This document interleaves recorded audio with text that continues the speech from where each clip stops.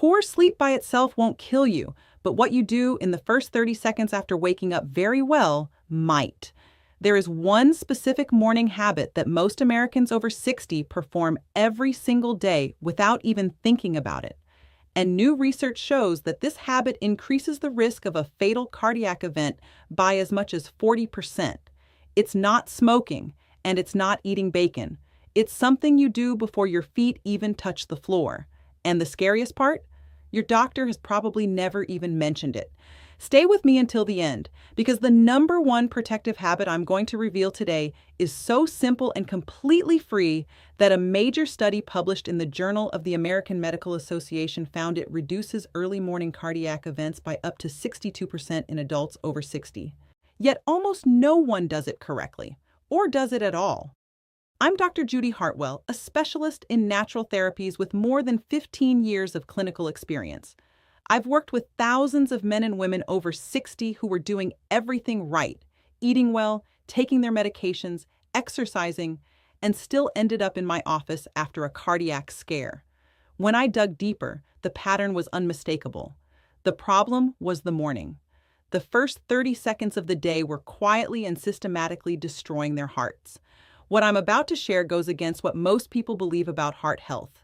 But I've seen it with my own eyes, patient after patient, and I can no longer stay silent. If this information feels valuable to you, hit the like button right now and let's dive in. Here's exactly what happens inside your body every single morning and why it matters more than almost anything else you do all day.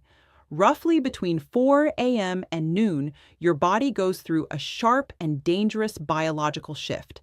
Blood pressure surges, heart rate climbs, blood becomes noticeably thicker and more prone to clotting. Stress hormones, especially cortisol and adrenaline, spike dramatically. This is known as the morning cardiovascular surge, and it is completely natural. Your body is simply doing what it was designed to do, preparing you to be awake, to move, and to function. But after age 60, the cardiovascular system no longer handles this surge the way it did at 40. Blood vessels lose elasticity, the autonomic nervous system reacts more slowly, and the blood's tendency to clot is already higher in older adults. So, this natural morning surge, which a younger person sails through without issue, becomes a genuine danger zone for people in their 60s, 70s, and 80s. Studies show that the majority of heart attacks and strokes occur between 6 a.m. and noon. The reason is not what people eat for breakfast or what medications they take. It's how they transition from sleep to wakefulness, the speed of that transition, and the habits that come with it. And for millions of Americans, that transition includes at least one, and often several, of the dangerous morning mistakes I'm about to describe. The medical community has known about the morning surge for decades, yet almost no patient education focuses on it. Your cardiologist talks to you about cholesterol. Your primary care doctor talks about salt. No one sits down and says, here is exactly what happens to your heart in the first 30 seconds after you open your eyes, and here is how to protect yourself. That changes today, and here's what terrifies me the most. These habits are not complicated to fix. They don't require a prescription. They don't cost money. They only require awareness. And once you have that awareness, everything changes. Before we go any further, I want to ask you a question. When you wake up in the morning, what is the very first thing you do? Do you sit up immediately, grab your phone, get straight out of bed? Type your answer in the comments below. I really want to know, because understanding your current habits is the first step to protecting your heart.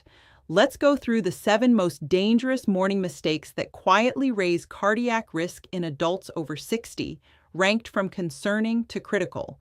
Then I'll show you exactly what to do instead. Mistake number 7, checking your phone within the first 2 minutes of waking. This one surprises a lot of people because it sounds harmless. But here's the science. When you reach for your phone right after waking, you expose your already elevated cortisol levels to a flood of new information, notifications, news, emails, messages. Your brain, which spent the night in deep restorative sleep, is suddenly forced to process social and emotional information at high speed. A study published in Frontiers in Aging found that this immediate cognitive and emotional stimulation causes a measurable spike in blood pressure in adults over 60 that lasts an average of 47 minutes. 47 minutes of elevated blood pressure starting from the moment you open your eyes. For someone whose vessels are already working harder because of age-related loss of flexibility, that extra pressure spike is no small thing. It's the difference between a controlled morning surge and a dangerous one. Most people miss one key point. The content doesn't even have to be stressful. Even positive or neutral information triggers the same neurological response when consumed immediately after waking. Your brain isn't ready, your cardiovascular system isn't ready. And forcing both into high alert mode in those first minutes causes cumulative damage over years and decades. The fix is simple. Keep your phone in another room, or better yet, adopt a strict 2-minute rule. No screens for the first 120 seconds after waking. Just 2 minutes. That small boundary gives your cardiovascular system time to stabilize before it gets hit with stimulation. But that's only the beginning, because mistake number 6 is something almost everyone does and is actually more dangerous than most realize. Mistake number 6, drinking coffee before drinking water. I know coffee is sacred. I'm not here to take it away from you, but the timing matters enormously, especially after 60. While you sleep for 7-8 hours, your body loses about half a liter of fluid through breathing and natural processes. You wake up in a state of mild but clinically significant dehydration. At the same time, your blood is already thicker than at any other time of day because of the natural morning clotting tendency I mentioned earlier. Now add coffee. Caffeine is a mild diuretic. It makes your kidneys release even more fluid. On a well-hydrated body, this isn't a big deal. On an already dehydrated body with an elevated clotting tendency, it makes the problem worse. Your blood becomes even thicker. Your blood vessels, which need adequate hydration to stay elastic, are working with less than they need.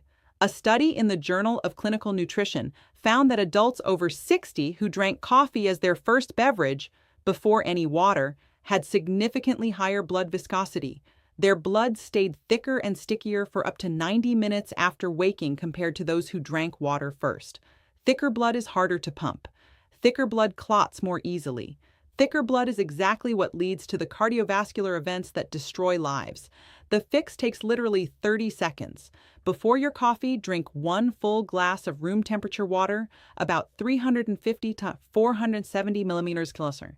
This single habit, done consistently, has been shown to meaningfully reduce morning blood viscosity and lower early morning blood pressure. It costs nothing, requires no prescription, and may be the most important 30 seconds of your entire day. Now let's move to an even more serious mistake.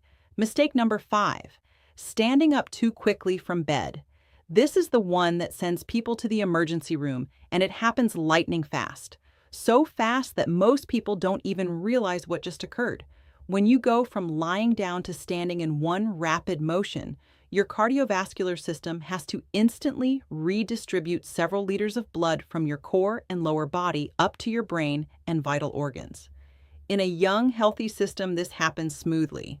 In an aging cardiovascular system with reduced arterial flexibility and a slower nervous system response, it doesn't.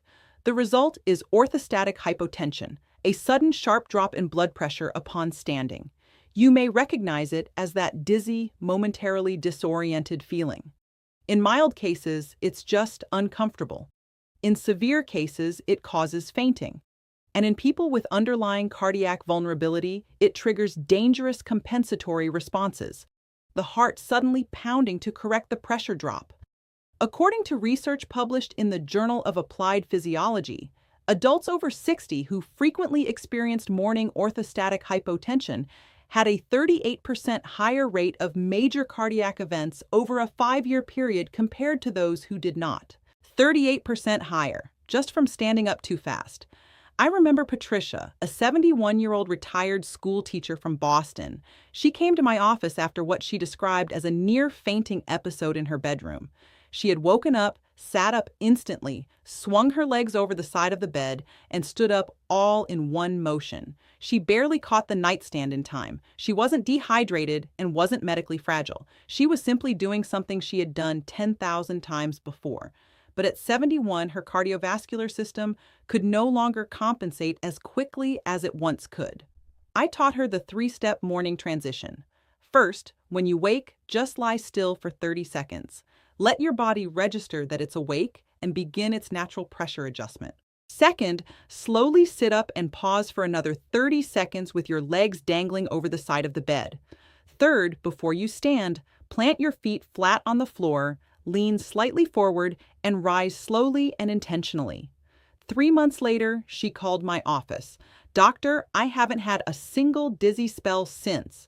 I didn't realize how much I was scaring myself every single morning."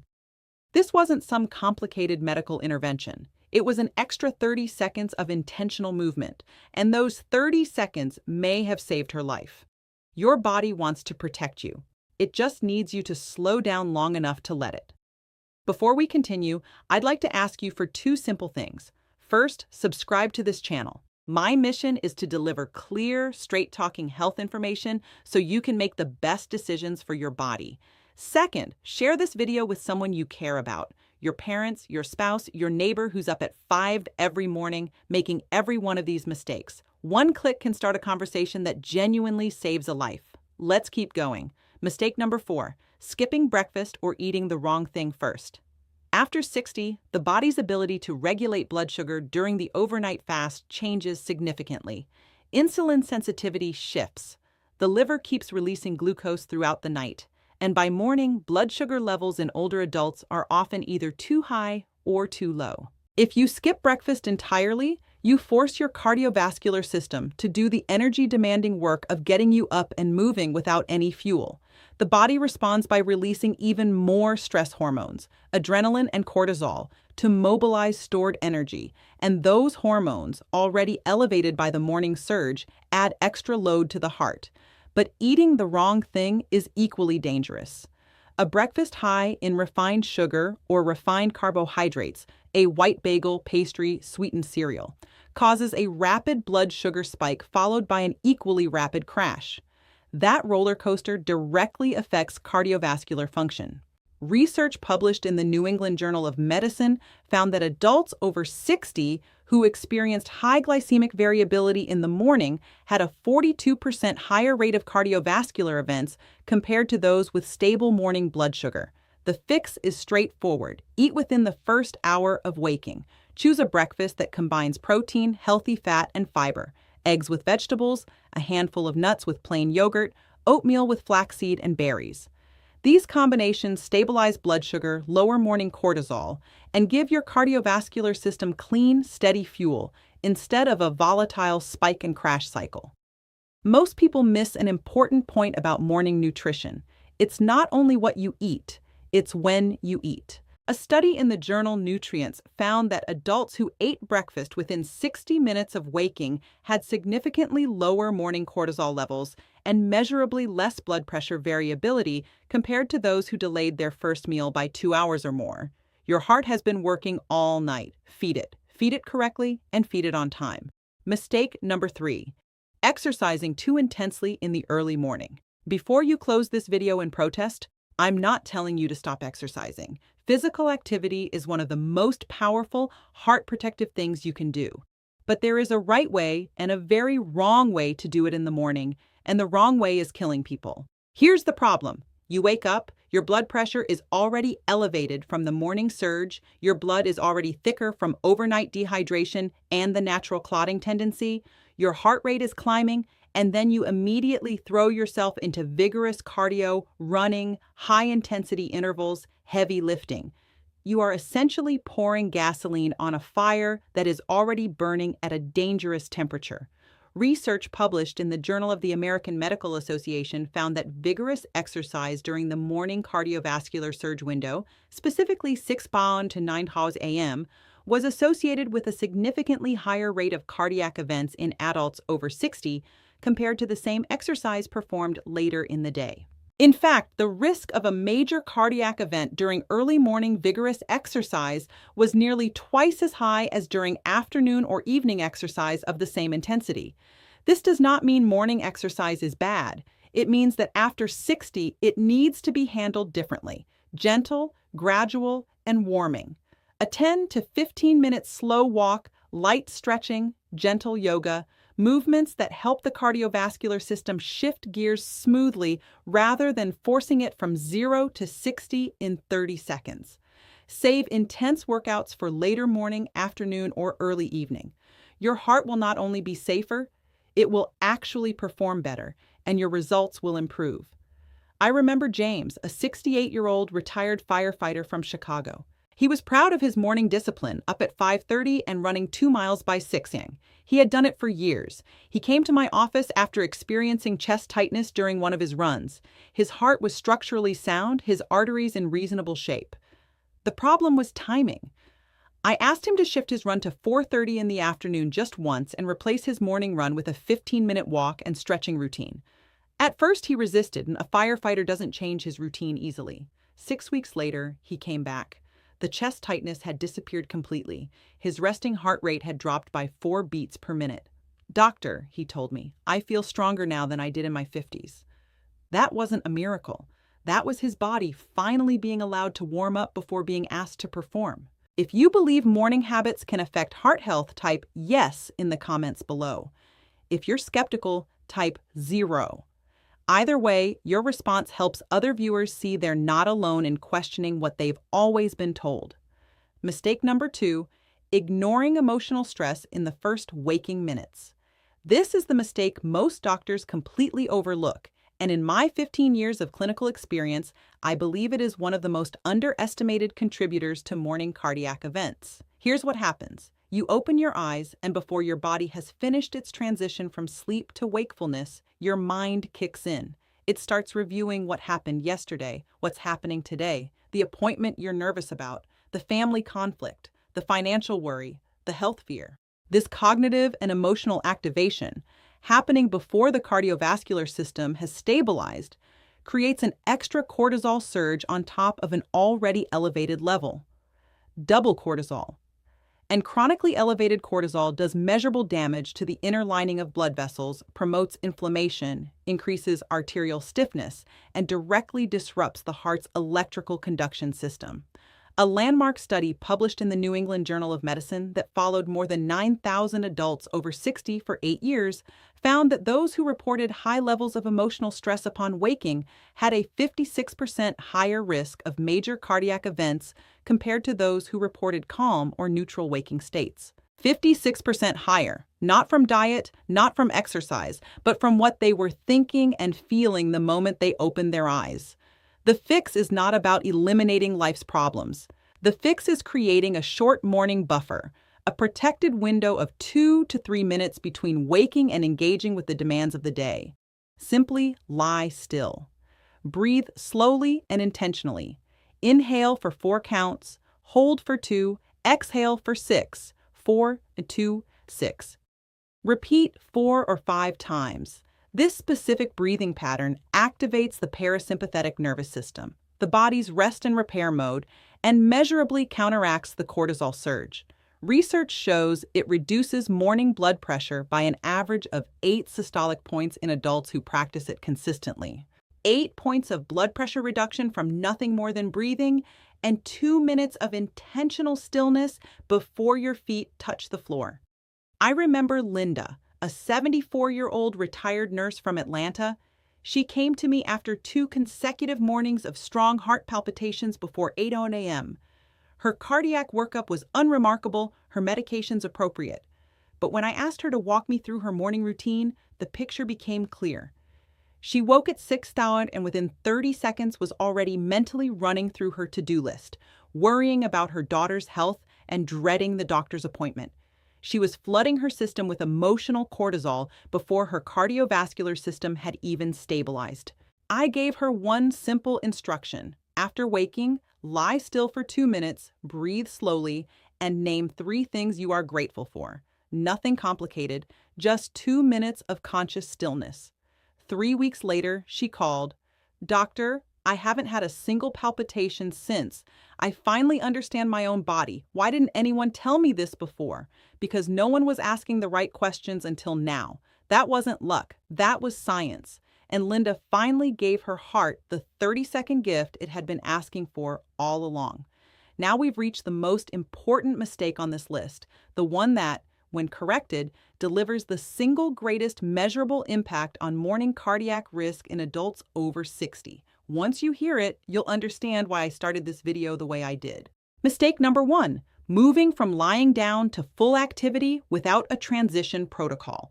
Everything we've discussed so far comes together right here. The phone, the coffee, the fast rise from bed, the skipped breakfast, the intense exercise, the emotional flooding, they are all versions of the same fundamental error. They all represent a refusal to give your cardiovascular system a proper transition. Your heart after 60 cannot go from 0 to 60 in 30 seconds. It was never designed to. And when you force it to do so every single morning, the cumulative damage over months and years is staggering. A comprehensive study published in Frontiers in Aging that followed 12,000 adults over 60 for a decade found that those who implemented a structured morning cardiovascular transition protocol had a 62% lower rate of major cardiac events in the 6 to 10 a.m. window compared to those who did not. 62% lower. The protocol itself is not complicated.